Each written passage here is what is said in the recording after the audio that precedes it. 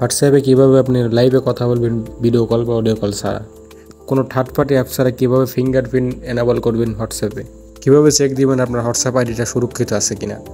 চলুন আর বেশি কথা বাড়াবো না, সরাসরি ভিডিওতে যাই। সবাই ভিডিওটা মনোযোগ সহকারে দেখুন।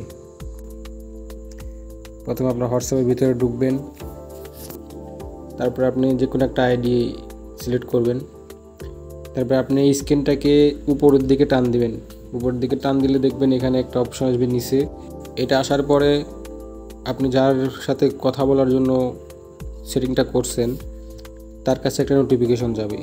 সে যদি সেটা অ্যাকসেপ্ট করে তাহলে আপনি তাকে কল বা অডিও কল বা ভিডিও কল ছাড়া তার সাথে আপনি কথা বলতে পারবেন এই সেটিংটার মাধ্যমে। ওকে, তো চলুন আরেকটা সেটিং শেখা যাক। এটার জন্য আপনি হোয়াটসঅ্যাপে আবার ঢুকবেন। ঢোকার পরে আপনি 3 ডট লাইনে যাবেন উপরের, তারপরে সেটিং আসবেন। আসার পরে প্রাইভেসিতে যাবেন।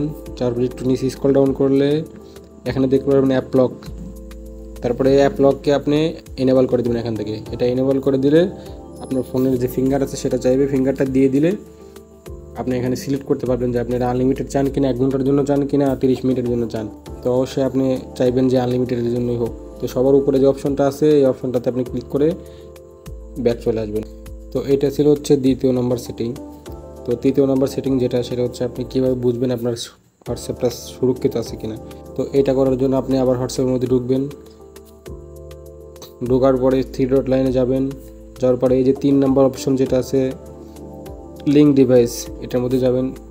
এই যে আপনার সাদা জায়গাতে যদি কোনো আইডির নাম কিংবা কোনো ফোনের নাম যদি না থাকে কিংবা কোনো ডিভাইসের নাম যদি না থাকে তাহলে বুঝবেন আপনার হোয়াটসঅ্যাপটা সুরক্ষিত আছে। আর যদি এখানে কোনো ডিভাইসের নাম থাকে বা কোনো ফোনের ডিভাইসের নাম থাকে তাহলে ভাববেন যে আপনার হোয়াটসঅ্যাপটা সেও ইউজ করতেছে।